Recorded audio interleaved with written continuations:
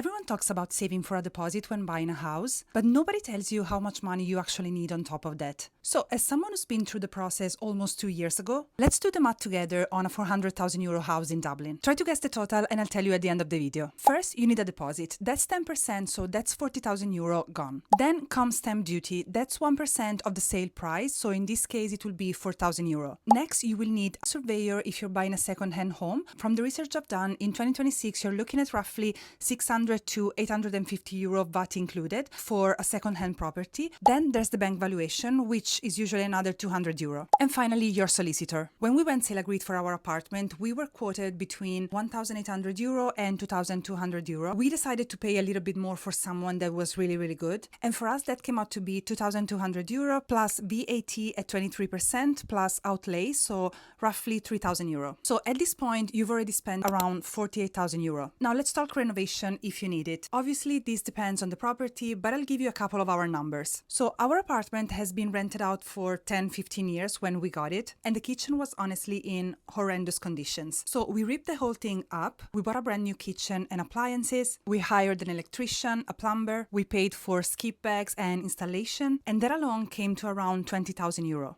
And if you've ever renovated anything, you know that there's a 10% rule, which means that whatever you've been quoted, you need to add 10% because I guarantee you something always ends up costing more. And don't forget furniture. We bought a mix of IKEA and other pieces, but if you're starting from scratch, that's easily another few €1,000. So all in all, when you buy a €400,000 house, you're looking roughly at €75,000 on top. If you bought recently, I'd love to know, did your cost end up being higher or lower than this?